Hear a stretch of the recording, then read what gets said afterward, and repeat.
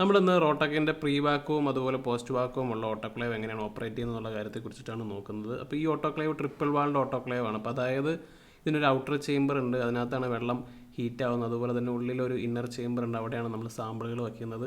അതുപോലെ ഇത് radial locking facility ഉള്ള ഓട്ടോക്ലേവ് ആണ്. നമ്മൾ ഈ ഹാൻഡിൽ തിരിച്ചു കഴിഞ്ഞാൽ ഇതിൻ്റെ ടോപ്പ് ഓപ്പൺ ആക്കാൻ പറ്റും. ഇതിൻ്റെ ടോപ്പ് ലിഡിലേക്ക് വന്നു കഴിയുമ്പോൾ 3 പ്രധാനപ്പെട്ട കമ്പോണൻസ് ആണുള്ളത്. ഒന്ന് സ്റ്റീം എക്സോസ്റ്റ് വാൽവ്, അതുപോലെ തന്നെ കോമ്പൗണ്ട് ഗേജ്, പിന്നെ മറ്റേത് സേഫ്റ്റി വാൽവാണ്.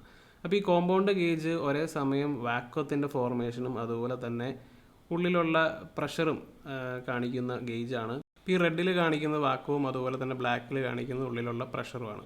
ഇതാണ് പ്രഷർ കട്ട് ഓഫ് സ്വിച്ച്. ഇതൊരു സേഫ്റ്റി ഫീച്ചറാണ്. ഇപ്പോൾ ഉള്ളിലുള്ള പ്രഷർ എങ്ങാനും കൂടി പോയി കഴിഞ്ഞാൽ, ഇപ്പോൾ അതായത് സേഫ്റ്റി വാൽവ് ഒന്നും വർക്കായില്ലെങ്കിൽ ഇതൊരു പ്രൊട്ടക്ഷനായിട്ട് ആക്ട് ചെയ്യും. പ്രഷർ നമ്മൾ വച്ചിട്ടുള്ള ലിമിറ്റിനേക്കാൾ ഒത്തിരി മുകളിലേക്ക് പോയി കഴിഞ്ഞാൽ ഇത് ഓട്ടോമാറ്റിക്കായിട്ട് ഹീറ്റർ ഓഫ് ആവും. അതിന് ശേഷം പ്രഷർ കുറഞ്ഞ ഒരു സേഫ് വാല്യൂലേക്ക് എത്തിയതിന് ശേഷം മാത്രമേ ഹീറ്റർ വീണ്ടും ഓൺ ആവുകയുള്ളൂ. അപ്പോൾ അതൊരു പ്രൊട്ടക്ഷൻ ഫീച്ചറാണ്.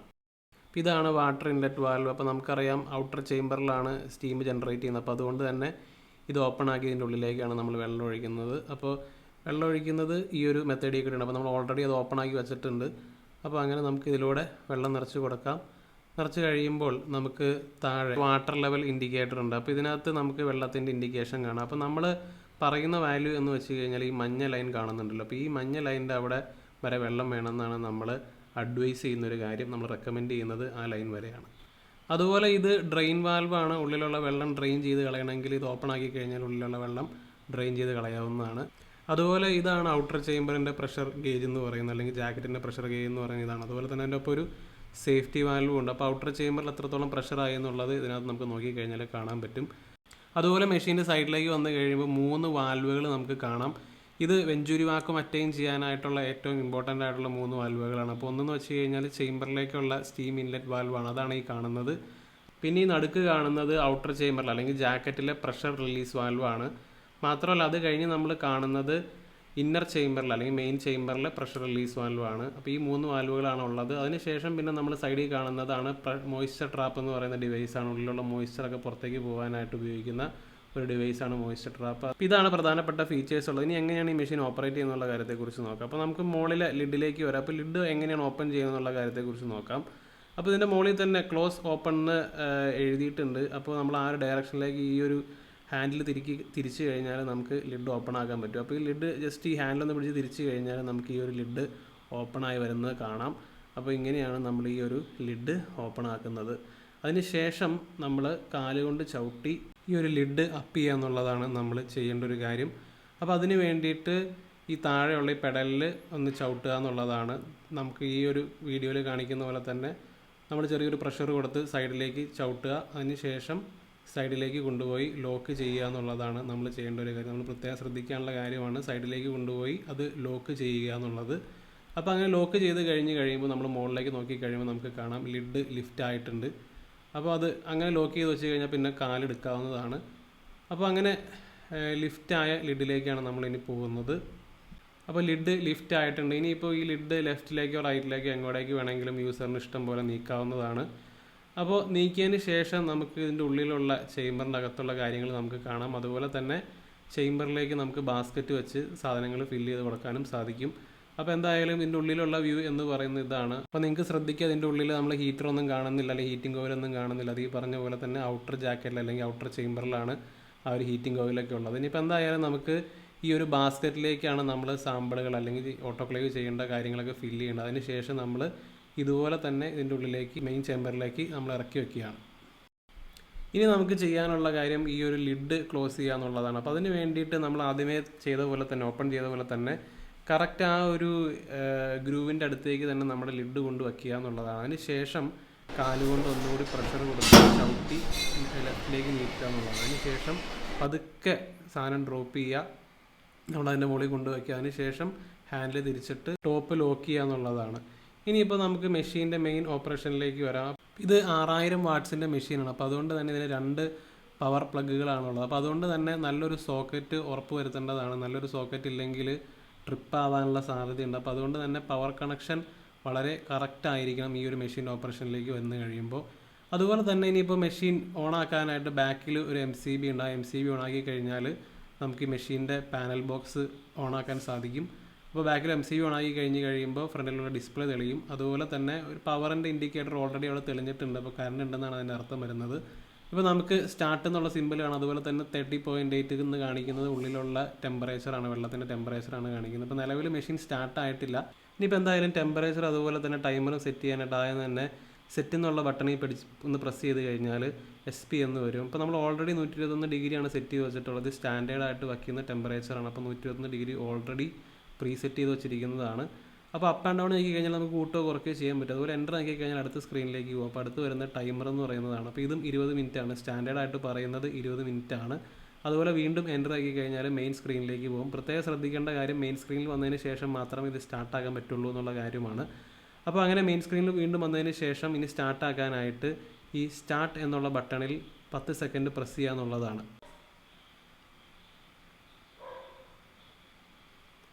10 സെക്കൻഡ് പ്രസ് ചെയ്ത് കഴിയുമ്പോൾ നമുക്ക് ഇൻഡിക്കേഷൻ കാണാം. അതുപോലെ തന്നെ ഹീറ്റർ ഓൺ എന്നുള്ള ആ ഒരു LED കത്തും.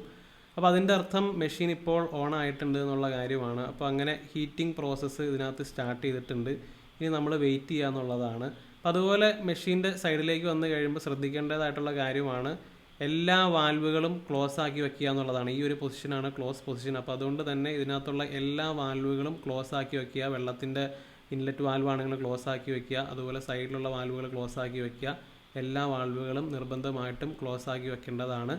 ഇനി നമ്മൾ 15 PSI പ്രഷർ അറ്റൈൻ ചെയ്യാനായിട്ട് വെയിറ്റ് ചെയ്യുകയാണ്. അപ്പോൾ അതിന് വേണ്ടിയിട്ട് ഈ ഒരു മെഷീൻ്റെ സൈഡിലുള്ള ഈ ഒരു പ്രഷർ ഗേജിലേക്കാണ് നമ്മൾ നോക്കേണ്ടത്. അപ്പോൾ ഇതിനകത്ത് നോക്കിക്കഴിയുമ്പോൾ നമുക്ക് കാണാൻ പറ്റും കുറച്ച് കഴിയുമ്പോൾ ഈ വെള്ളം ചൂടായി വരുന്നതിനനുസരിച്ച് ഇതിനുള്ള വാല്യൂ മുകളിലേക്ക് പോകും. അപ്പോൾ വൺസ് നമ്മൾ 15 PSI അറ്റൈൻ ചെയ്ത് കഴിഞ്ഞാൽ ഈ താഴത്തെ രണ്ട് വാൽവുകളും ഓപ്പൺ ആക്കി വിടുക എന്നുള്ളതാണ് നമ്മൾ ചെയ്യേണ്ട ഒരു കാര്യം. അപ്പോൾ അത് നമ്മൾ 15 PSI ആയതിനു ശേഷം ഈ ഒരു വെഞ്ചുരി വാക്വം എന്ന് പറയുന്ന പ്രീ വാക്വം പ്രോസസ്സ് അറ്റൈൻ ചെയ്യാനായിട്ട് ഈ രണ്ട് വാൽവുകളും തുറന്നു വിടുക എന്നുള്ളതാണ്. ഇപ്പോൾ നമുക്ക് നോക്കിക്കഴിഞ്ഞാൽ 40.4 ഡിഗ്രി ആയിട്ടുണ്ട്. അതുപോലെ തന്നെ പ്രഷറും ഇതിനകത്ത് കൂടുന്നത് നമുക്ക് കാണാം. നമ്മളിനി വെയിറ്റ് ചെയ്യുകയാണ് 15 PSI പ്രഷർ അറ്റൈൻ ചെയ്യാനായിട്ട്. അതിനുശേഷം നമുക്ക് എങ്ങനെയാണ് പ്രീ വാക്വം ചെയ്യുന്നതെന്നുള്ള കാര്യത്തെക്കുറിച്ച് നമുക്ക് നോക്കാം.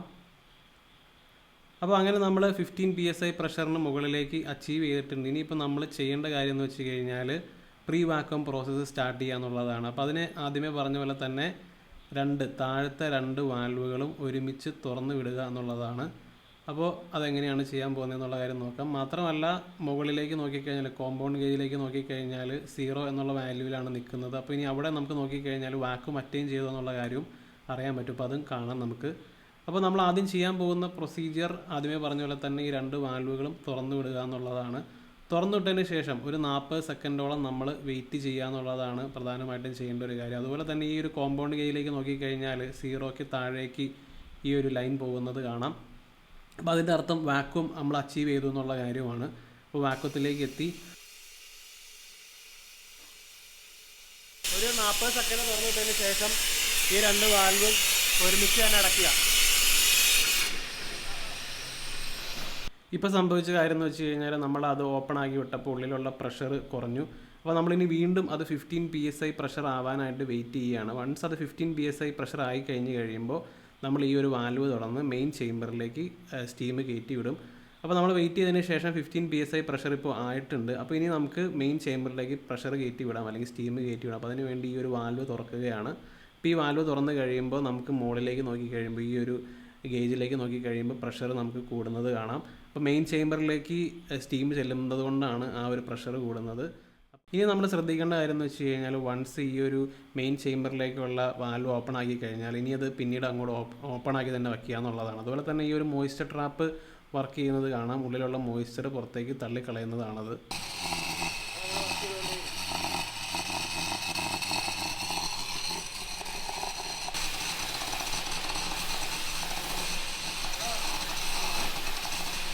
ഇപ്പോൾ നമ്മൾ കൺട്രോളറിലേക്ക് ശ്രദ്ധിക്കുകയാണെങ്കിൽ അവിടെ ടെമ്പറേച്ചർ കൂടിയത് നമുക്ക് കാണാൻ പറ്റും. അപ്പോൾ ഉള്ളിലേക്ക് സ്റ്റീം ചെന്നപ്പോഴാണ് മെയിൻ ചേംബറിലുള്ള ടെമ്പറേച്ചർ കൂടിയത്. അതുപോലെ തന്നെ 121 ഡിഗ്രി അച്ചീവ് ചെയ്യാറായിട്ടുണ്ട്. ഒരു 10 ഡിഗ്രിയുടെ വ്യത്യാസം മാത്രമേ ഉള്ളൂ. അതുപോലെ തന്നെ ശ്രദ്ധിക്കേണ്ട മറ്റൊരു കാര്യം എന്ന് വെച്ച് കഴിഞ്ഞാൽ ഇപ്പോൾ ടൈമർ ഞാനൊന്ന് 3 മിനിറ്റ് ആക്കി കുറയ്ക്കുകയാണ്. അപ്പോൾ ഇതൊരു പരീക്ഷണാടിസ്ഥാനത്തിൽ ചെയ്യുന്നതുകൊണ്ട് തന്നെ ഞാനൊരു 3 മിനിറ്റ് ആക്കി കുറച്ച് ഈ ഒരു പ്രൊസീജിയർ ഒന്ന് ചെയ്യുകയാണ്. അപ്പോൾ ഇങ്ങനെയാണ് അതിനകത്ത് അപ്പ് ആൻഡ് ഡൗൺ ചെയ്ത് 3 മിനിറ്റ് ആക്കുന്നത്. അപ്പോൾ അങ്ങനെ എൻ്റർ ആക്കിയിരിക്കുന്നു. അപ്പോൾ ആ വാല്യൂ ഫീഡായി. അപ്പോൾ വൺസ് ഈ ഒരു 121 ഡിഗ്രി അച്ചീവ് ചെയ്തതിന് ശേഷം മാത്രമേ ആ ഒരു ടൈമർ ഓൺ ആവുകയുള്ളൂ. ഇപ്പോൾ 121 ആകുമ്പോൾ ആ 3 മിനിറ്റ് ടൈമർ ഓൺ ആകും. അതിനുശേഷം മെഷീൻ ഓഫ് ആകും. എൻഡ് ഓഫ് സൈക്കിൾ എന്ന് പറയുന്ന ഒരു കമാൻഡ് കാണും. ഇപ്പോൾ നമ്മുടെ ഇന്നർ ചേമ്പറിൽ 15 PSI പ്രഷർ ആയിട്ടുണ്ട്. അതുപോലെ തന്നെ നമുക്ക് കൺട്രോളറിലേക്ക് നോക്കിക്കഴിഞ്ഞാൽ 121 നമ്മൾ അച്ചീവ് ആയിട്ടുണ്ട്.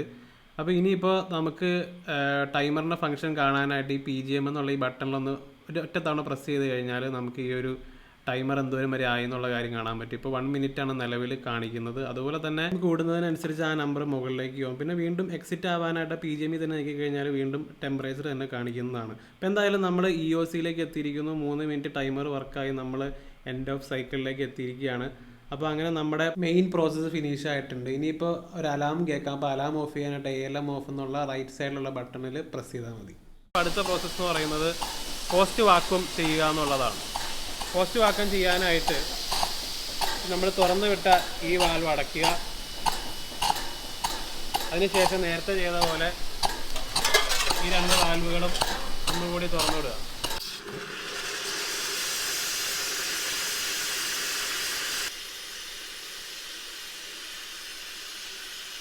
തുറന്നു വിട്ടതിന് ശേഷം കോമ്പൗണ്ട് ഗേജിലേക്ക് നോക്കി കഴിയുമ്പോൾ പ്രഷർ ഡ്രോപ്പ് ചെയ്യുന്നത് നമുക്ക് കാണാം. അതുപോലെ തന്നെ ഇനി നമ്മൾ ശ്രദ്ധിക്കേണ്ട കാര്യം എന്ന് വെച്ച് കഴിഞ്ഞാൽ വാക്വത്തിലേക്ക് എത്തുമോ എന്നുള്ളതാണ്.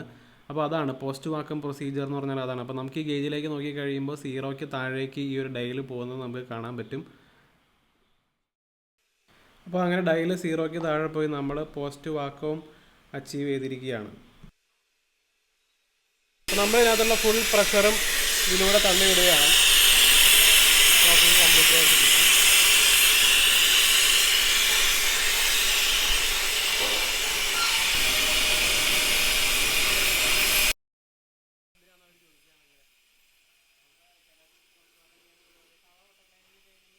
ഇതിപ്പോൾ പോസ്റ്റ് വാക്വം പ്രോസസ്സാണ് ഇപ്പോൾ നടക്കുന്നത്. അപ്പോൾ നിങ്ങൾക്ക് പോസ്റ്റ് വാക്വം ചെയ്യേണ്ട കാര്യമില്ലെങ്കിൽ അത് ക്ലോസാക്കി തന്നെ വയ്ക്കുക. മുകളിലുള്ള എക്സോസ്റ്റ് വാൽവ് ഓപ്പൺ ആക്കിയാൽ നമുക്കുള്ളിലുള്ള പ്രഷർ റിലീസ് ചെയ്യാവുന്നതാണ്. അതോടുകൂടി നമ്മുടെ ഫുൾ പ്രൊസീജിയർ അവസാനിച്ചിരിക്കുകയാണ്. അപ്പോൾ അതിനുശേഷം നമുക്കിവിടെ സൈഡിൽ നോക്കി കഴിയുമ്പോൾ ഉള്ളിലെ പ്രഷറൊക്കെ 0 ആയത് നമുക്ക് കാണാം.